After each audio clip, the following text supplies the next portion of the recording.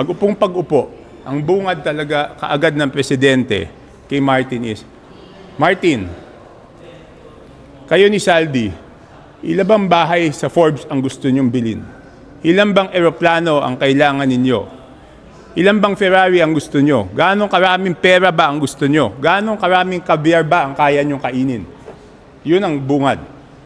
Yun yung opening statement. Nung pag-upong, nung November 24. Tsaka pa lang niya sinabi na sobra na kayo. Lahat ng pera, kinukuha niya. Pero yan yung opening statement niya. Yan yung unang-una sinabi niya na hindi ko dinidisclose kasi sabi ko napaka sakit ng mga salita, di ba? Ibig sabihin, ang unang isip ko, ulitin ko, papagalitan mo pala to, bakit sinama mo pa ako dito? So yun. So kaya makikita mo, puro sabi, di ba? Sabi ni Pangulo. And ang daming instances na kahit dito sa Congress, palagi niya, kaya minsan nagtatalo kami, because sinasabi niya, pag nag-uutos siya, hindi ko naman ito gagawin kung walang utos sa taas eh. Ako naman, ang sinasagot ko nun, kaya hindi kami nagkakasundo sometimes in the past, di ba? Very vocal kasi ako dyan eh. So hindi pa rin credible yung mga sinasabi? Di ba puro sabi. Kaya nga hanggang kay, ang kausap niya si Martin eh, di ba?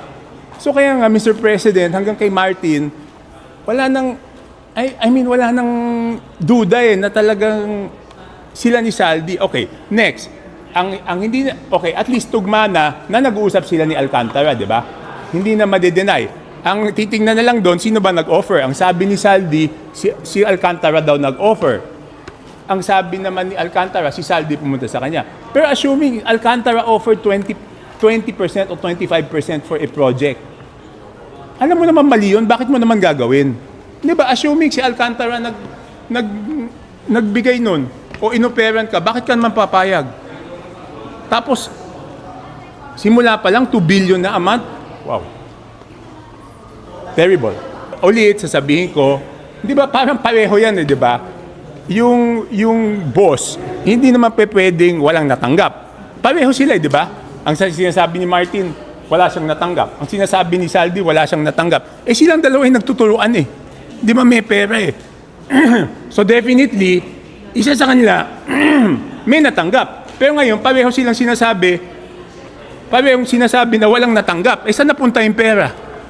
Di ba sabi ni Saldi, natanggap niya yung pera, pero binigay niya kay Martin at walang natira sa kanya. Sabi naman ni Martin, malinis konsyensya niya at wala siyang natanggap. Eh, saan napunta yung pera? Silang dalawa lang naman nagtuturuan. So, between the two of them, talagang may pera between the two of them. Ang aalamin na lang, magkano ba yung kay Saldi doon? Magkano ba yung kay Martin Romualdez doon?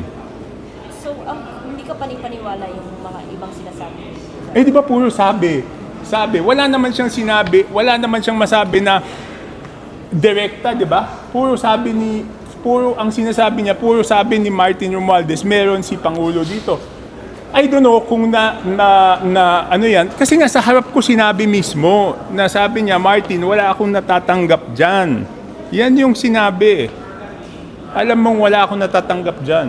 Yung isa pa lang na sinabi niya in front of me is, kayo ni Saldi, ang dami yung kinukuha, grabe yung corruption sa House, at alam mo, Martin, wala akong natatanggap dyan. Yung pala yung isa, nakalimutan ko, buti tinanong mo yun. Sinabi niya pala yun sa harap ko. But again, for me, it's not only whether the President received anything or not, di ba?